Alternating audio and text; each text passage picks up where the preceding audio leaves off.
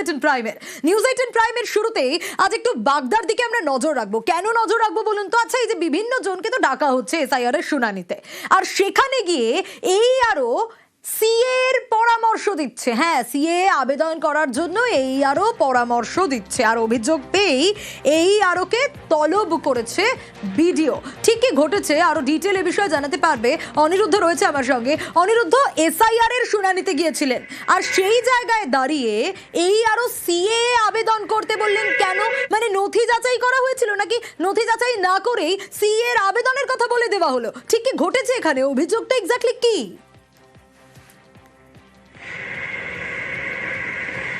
দেখো সোনিয়া, একদমই তুমি যে প্রশ্নটা করেছো সেই প্রশ্নই উঠে এসেছে, এবং সেখানে এই যারা অভিযোগ করছেন, অর্থাৎ উত্তর 24 পরগনার বাগদা ব্লকের আশারু গ্রাম পঞ্চায়েতের হামকুড়ার বাসিন্দা দীপক ঢালি এবং তার ভাই কমলেশ ঢালি, তারা হকারির কাজ করেন। তাদেরকে আজকে এসআইআর এর শুনানিতে ডাকা হয়েছিল। এসআইআর এর শুনানিতে আসার পরে যিনি এইআরওর দায়িত্বে ছিলেন, তাপস বিশ্বাস, তিনি এই দুই ভাইকে কোনো কাগজপত্র না দেখেই, অর্থাৎ কোনো নথিপত্র না যাচাই করেই তাদেরকে সিএতে আবেদন করতে বলেছে, তেমনই অভিযোগ করেন তারা। এই অভিযোগ পাওয়ার পরে রীতিমতন সরব হয়ে ওঠে ওই এসআইআর এর শুনানিতে আসা সাধারণ মানুষ। রীতিমতো কিছুক্ষণ এই কাজ বন্ধ রাখতে বাধ্য হয়। পরবর্তীতে বিডিওর কাছে মৌখিকভাবে অভিযোগ যাওয়ার পরে তাকে সেখান থেকে ডেকে পাঠায় বিডিও। কেন, কি কারণে এই ঘটনা ঘটেছে সেটা জানবার জন্যই বিডিও এই তাপসবাবুকে ডেকে পাঠিয়েছে। অন্যদিকে তাপসবাবু সেখান থেকে বেরিয়ে যাওয়ার সময় তাকে জিজ্ঞাসা করা হলেও কিন্তু তার কোনো প্রতিক্রিয়া পাওয়া যায়নি। এই ঘটনা নিয়ে ইতিমধ্যেই রাজনৈতিক পারদ চড়তে শুরু করেছে। তৃণমূলের পক্ষ থেকে দাবি করা হয়েছে যে তাপসবাবু রীতিমতন বিজেপির দালালের কাজ করছিলেন, এবং তিনি একজন এসআইআর এর শুনানির দায়িত্বে থাকা এইআরও হয়ে কেন এরকম সিএতে আবেদন করবার জন্য বললেন।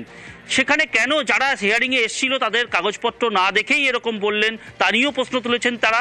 অন্যদিকে বিজেপির পক্ষ থেকে কিন্তু তাপসবাবুর পাশে দাঁড়ানোর বার্তা দেওয়া হয়েছে। তারা জানিয়েছেন যে যেহেতু সিএ একটি আইন, সেক্ষেত্রে তাকে আবেদন করতে বলে তাপসবাবু কোনো ভুল করেননি।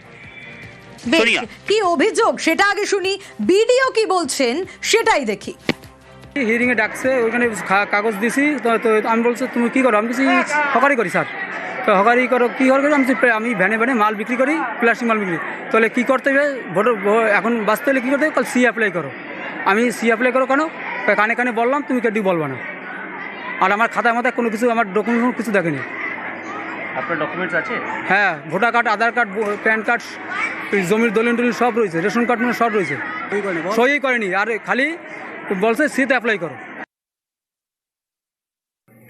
না, এরকম একটা অভিযোগ আমার কাছে এসেছিলো ভার্বালি, মানে ওভার ফোন এসেছিলো, সেটা এখনও রিটেন কোনো অভিযোগ জমা পড়েনি। তো কী ব্যাপারটা হয়েছে সেটাই জানার জন্য ওনাকে ডাকা হয়েছিল, আদারওয়াইজ এগুলো আর কিছুই নয়। এটা একটা ভুল বোঝাবুঝি মানে হয়েছিল, এটাই। আর ওনার নাম হচ্ছে তাপস বিশ্বাস, পঞ্চায়েত ডেভেলপমেন্ট অফিসার। অর্থাৎ যে অভিযোগ উঠে আসছে, নথি যাচাই না করেই এসআইআর এর হিয়ারিং এ সিএ এর আবেদন করতে বলে দিলেন এইআরও, আর এই গোটা ঘটনা নিয়ে চাপানোতর তুঙ্গে। উনি একজন এইআরও হয়ে কি করে কাগজপত্র না ভেরিফিকেশন করে একটা ভোটারের বলছে তুমি সিএতে অ্যাপ্লিকেশন করো। এইবার ওখানে সাধারণ মানুষ ওর প্রতিবাদ করেছে। প্রতিবাদ করে আমরা গেলাম, গিয়ে দেখি হিয়ারিং বন্ধ হয়ে গেছে। তারপরে সাধারণ মানুষের সাথে কথা বলে এইটাই বুঝলাম উনি কোনো কাগজপত্র ভেরিফিকেশন না করেই সিএ অ্যাপ্লাই করতে বলছে। এইটা উনি বিজেপির এজেন্ট হিসেবে ওখানে কাজ করছিল, এইটাই সাধারণ পাবলিক সেটা রুখে দিয়েছে। তো উনি ভেরিফিকেশন করেছে কিনা আমি সেটা বলতে পারবো না, সেটা তার ব্যাপার। অবশ্যই করা উচিত, তো সব কিছু কাগজ দেখা উচিত। কিন্তু সিএতে তো ওটা পার্লামেন্টের আইন, তো এটা সিএতে তো যে কেউ বলতে পারে, এ তো বিজেপির বিষয় নয়। তো এ তো ভারতবর্ষের প্রত্যেক নাগরিক যারা উপবাংলার থেকে ভারত এসেছে, আফগানিস্তান, পাকিস্তান, বিশেষ করে বাংলাদেশ থেকে হিন্দুরা, তা তো বলতেই পারে উনি। কেন, অপরাধটা কি? পার্লামেন্টের আইন, সেটা ভারতবর্ষের সংবিধান, সেটা গৃহীত হয়েছে। সেখানে বলতে গেলে অসুবিধা কি আছে? ওই অফিসারটা আইনের কথা বলেছে, কোনো ভুল করেনি। আর এবার নকশালবাড়ির দিকে নজর রাখতেই হবে। কেন? এসআইআর এর হিয়ারিং, আর সেখানে নাকি টাকা দাবি করা হচ্ছে, হ্যাঁ অভিযোগ তো এমনটাই, কিন্তু কার বিরুদ্ধে এই অভিযোগ? এই অভিযোগ বিএলওর বিরুদ্ধে। হ্যাঁ, বিএলওর বিরুদ্ধে টাকা নিয়ে হিয়ারিং ব্যবস্থার অভিযোগ উঠছে। শুধু যে অভিযোগ উঠছে তা নয়, টাকা চাওয়ার এই কল রেকর্ডিং সেটাও ভাইরাল। চলুন আগে সেটা শোনাই। बोलिए कंचन भाई, कैसे हैं? एकदम ठीक है भैया। सुनिए ना, हो थोड़ा कम कीजिए ना। हो है तो भैया कम कीजिए, उतना में होगा कि नहीं होगा, उतना कितना चेष्टा करके ही कर रहे हैं, समझे? तो मानेगा कि नहीं मानेगा? किसको बोलेंगे आप, ऑफिसर लोग को? हाँ, हेयरिंग ऑफिसर सब रहेगा ना। मतलब नक्सली का है कि बाहर से आएगा वो लोग? बाहर के एसडी ऑफिस सिलीगुड़ी का रहेगा सर। अगर आप हेयरिंग आना चाहते हैं तो चला आइए, अगर आप नहीं, हम नहीं आएंगे। तो कितना लग जाएगा बोलिए ना सही से। आपको तो 4,000 लगेगा। 4,000 देने के बाद भी अगर ऑफिसर नहीं माना तो फिर तो हम फंस जाएंगे ना भाई, डेट उठ भी। नहीं वो हमारा रिक्स है, तो हम आपको बोल दिए तो। আর টাকা দিলে সশরীরে শুনানিতে আসতে হবে না, এরকমটা আশ্বাস দেওয়া হচ্ছে। কিন্তু কি অভিযোগ উঠে এসছে আরো বিস্তারিত এই বিষয়ে জানাতে পারবে বিশ্বজিৎ, রয়েছে আমার সঙ্গে। বিশ্বজিৎ, ইতিমধ্যে যে অডিও ভাইরাল হয়েছে সেই ভাইরাল অডিও আমরা দর্শকদের শোনাচ্ছিলাম, যেখানে টাকা চাওয়ার কল রেকর্ডিং। কিন্তু এই যে সাদ্দাম হোসেন, তাকে এসআইআর এর শুনানির নোটিশ দিয়ে বিএলওর ফোন, এবং সেখানে 4,000 টাকা চাইলেন তিনি। কি ব্যবস্থা নেওয়া গেল এখনো অবধি এই অডিওর ভিত্তিতে, এবং কি ঘটেছে আরো একবার একটু জানতে চাইবো ডিটেল। তবে প্রথমত তোমাকে জানিয়ে রাখি যে মোহাম্মদ সাদ্দাম হোসেন বাড়ি কিন্তু নকশালবাড়িতে, আর কর্মসূত্রে তিনি 9 বছর ধরে ব্যাঙ্গালোরে থাকেন। এক্ষেত্রে নির্বাচন কমিশনের নির্দেশ অনুযায়ী কিন্তু তাকে অবশ্যই সশরীরে হাজিরা দিতে হবে না। তার পরিবারের যে কোনো সদস্য কিন্তু এই শুনানি পর্বে গেলেই তার কাজ হয়ে যাবে। কিন্তু তারপরেও তিনি বিএলওকে যখন ফোন করেন, বিএলও এক্ষেত্রে তার কাছ থেকে টাকার দাবি করেন। 1-2 টাকা বা 10 টাকা, 100 টাকা নয়, প্রায় 4,000 টাকা দাবি করেন। কেন 4,000 টাকা দাবি? 4,000 টাকায় দিলে তাকে সশরীরে কিন্তু এই এসআইআর হিয়ারিংয়ে শুনানিতে আসতে হবে না। যা নিয়ে কিন্তু কার্যত প্রশ্ন উঠতে শুরু করেছে বিএলওর ভূমিকা নিয়ে। কিভাবে বিএলও টাকার বিনিময়ে সাধারণ ভোটারদের হিয়ারিংয়ে না আসার কথা বলতে পারেন, তা নিয়ে কিন্তু অবশ্যই প্রশ্ন উঠছে।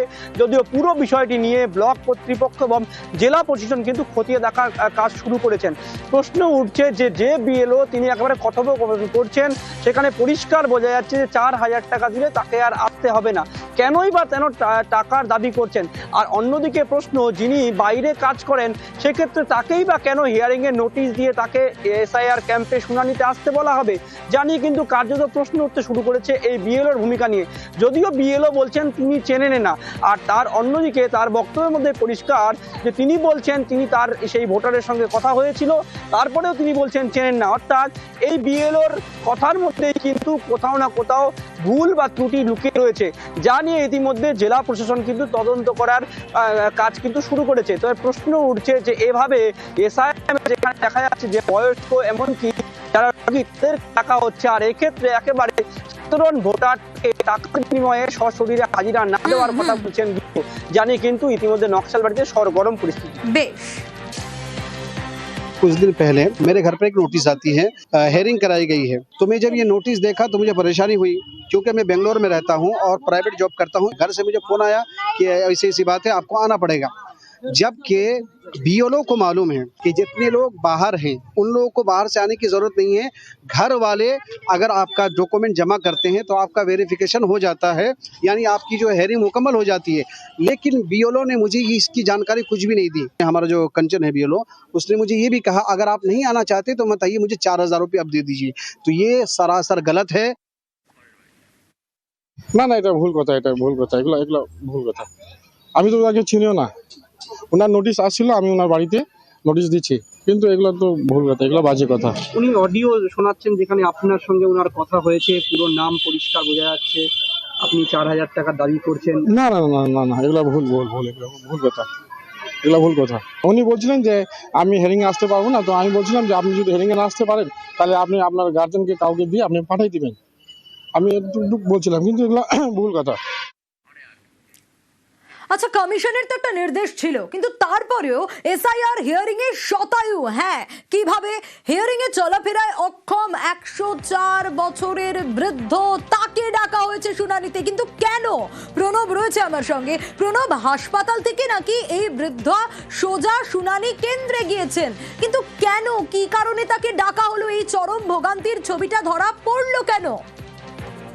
দেখো, শুধু হাসপাতাল থেকে যেরকম মানোয়ারা বিবি, যার 75-এর বেশি বয়স, তিনি বার্ধক্যজনিত অসুখে ভর্তি ছিলেন, তাকে হিয়ারিং এ যেমন ডাকা হয়েছে, 104 বছরের বয়স্ক তাকেও কিন্তু ডাকা হয়েছে এবং তার বাড়ির লোকেরা টোটো ভাড়া করে রীতিমতন ভাবে তাদেরকে নিয়ে আসছে এবং যেখানে বলা হচ্ছে যে বেশি বয়সের লোকরা যারা আসতে পারবে না হিয়ারিং এ, তাদেরকে বাড়িতে গিয়ে হিয়ারিং করবে। কিন্তু এখানে বড়োয়া যে কৃষক সভাতে যে তোমার ইয়ে চলছে, কৃষক মান্ডিতে যে হিয়ারিং এর সভা, সেখানে নিয়ে আসতে হচ্ছে তাদেরকে এবং 104 বছরের হারুন শেখকে রীতিমতন 5 কিলোমিটার দূর থেকে তাদেরকে নিয়ে আসা হচ্ছে এবং মানোয়ারা বিবি তিনি বড়োয়া যে গ্রামীণ হাসপাতাল, সেই হাসপাতালে ভর্তি ছিলেন বার্ধক্যজনিত অসুখে আজ 5 দিন ধরে, তাকেও হিয়ারিং এ ডাকা হয়েছে এবং তাকেও কিন্তু আসতে দেখা গেল। কিন্তু কেন, কি কারণ, এটার কারণটা কি? কমিশনের তো একটা নির্দেশ রয়েছে, তারপর কেন ডাকা হচ্ছে? দেখো, সামান্য বানানের ভুল রয়েছে, সেই কারণে কিন্তু তাদেরকে ডাকা হয়েছে বলে কিন্তু দাবি করছে। যদিও কেন তাদেরকে ডাকা হচ্ছে, যেহেতু বাড়ি থেকে কেন, এ ব্যাপারে কিন্তু প্রশাসনিক আধিকারিক যারা রয়েছেন, বিএলও কোন রকম মুখ খুলতে চাননি বা এরও কোন রকম ভাবে মুখ খুলতে চাননি। তবে যে জেলা যারা দায়িত্বে রয়েছেন, জেলা আধিকারিকরা, তারা বিষয়টি দেখবেন বলে কিন্তু এড়িয়ে গিয়েছে। বেশ, কেন ডাকা হচ্ছে, কি কারণ, অবশ্যই নজর থাকবে। এনআরসির কাগজ ভুল ছিল, তাই সংশোধন করতে এসেছি। মানে ওই ব্যক্তি আপনার কে হন? আমার চাচা হয়। কত বয়স কত? 104 বছর। 104। কিন্তু আপনার বাড়িতে লোক যায়নি? বাড়িতে লোক যায়নি। লোক যায়নি বলে তো হয়রানি করে আসা এখানে। লোক গেলি গিয়ে হয়রানি করে, এই মুরব্বী লোক কীভাবে আসবে? এই তো টোটো করে নিয়ে আসি, ও তো উঠি লইতে পারছি না, চলতে পারছি না, তুলাই দিন নামাইতে হয়েছি, নামাইতে হয়েছি, উঠাইতে হয়েছি, এভাবে কষ্ট করে নিয়ে আসতে হয়েছি। আমার মানে এসআইয়ের ফর্ম নোটিশ এসেছিল, সেই জন্য এসেছিলাম। বাড়িতে লোক যায়নি, আমাদেরকে এখানে রেখেছিল। বাড়িতে লোক যাওয়া তো কথা ছিল, সেরকম তো কোনো কিছু বলেনি, আসতে বলেছে, এখানে আনতে হচ্ছে। অসুস্থ মানুষ, আজকে 5-7 দিন ধরে হসপিটালে ভর্তি ছিল, তারপরে নিয়ে এসছে এখানে। আমার ঠাম্মার বয়স প্রায় 70+। হ্যাঁ, না তবুও বাড়িতে লোক যায়নি। বর্ধমানের ভাতার ব্লকের দিকে যদি নজর রাখি, তাহলে সেখানে এসআইআর নোটিশ পাঠানো হয়েছে 20,000 বাসিন্দাকে। আর তারই প্রতিবাদে পূর্ব বর্ধমানের ভাতার বাজারে বিক্ষোভের ছবিটা ঠিক এরকম। ভাতারের বিডিও অফিসের সামনে রাস্তা অবরোধ করেন এলাকাবাসী। দেখুন, সেই ছবিটাই দেখাচ্ছি আপনাদের।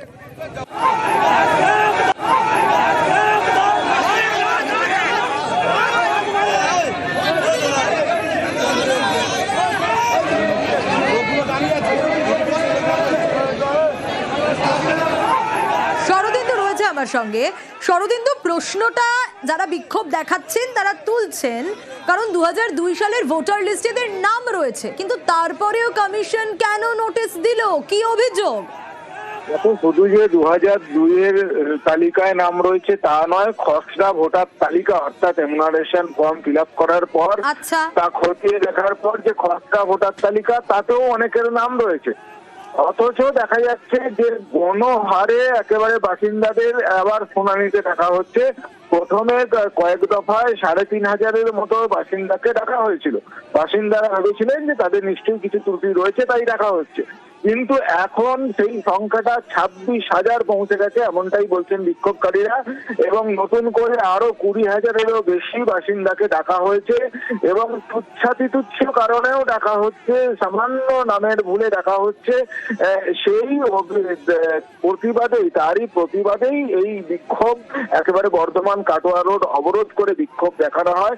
তাদের বক্তব্য যে যেসব ছোটখাটো বিষয়ে আধার কার্ড দেখে সংশোধন করে নেওয়া সম্ভব, তা কেন করা হচ্ছে না, উল্টে কেন তাদেরকে হয়রান করা হচ্ছে। শুধু তাই নয়, অনেককে 20-30 কিলোমিটার দূর থেকেও আসতে হচ্ছে, সারাদিন তাদের নষ্ট হচ্ছে, অর্থ শ্রম এবং শারীরিক শ্রম দুই পোহাতে হচ্ছে তাদের। এরই প্রতিবাদে তারা আজকে ভাতার বাজারে বিডিও অফিসের সামনে বিক্ষোভ দেখায়। জেলা প্রশাসনের পক্ষ থেকে বা বিডিও অফিসের পক্ষ থেকে তাদের আশ্বস্ত করা হয়েছে যে আধার কার্ড দেখে সমস্যা সমাধানের চেষ্টা চালানো হবে। তারপরই অবরোধ ওঠে। এখন সত্যি আধার কার্ড দেখে বিষয়টি মীমাংসা করা যায় কিনা বা হচ্ছে কিনা সেটাই দেখার। বেশ, আমাদেরকে আশ্বস্ত করেছেন যে আধার কার্ড নির্বাচন কমিশন এতদিন ধরে নেব না বলছিল, সেই আধার কার্ডের মাধ্যমে যাদেরকে নোটিশ পাঠানো হয়েছে তাদের সেই আধার কার্ডের মাধ্যমে তাদের ভেরিফিকেশন কমপ্লিট করা হবে। যে পরিযায়ী শ্রমিক বা যারা চিকিৎসার স্বার্থে বাইরে আছেন বা কোনো ছাত্রছাত্রী যারা পড়াশোনা করছেন বাইরে তাদের ব্যাপারে, যারা বাইরে আছেন তাদের পরিবারের কোনো ব্যক্তি এসে এখানে ডকুমেন্টস ভেরিফিকেশনের মাধ্যমে তাদের সকল ডকুমেন্টস ভেরিফাইড করাতে পারবেন।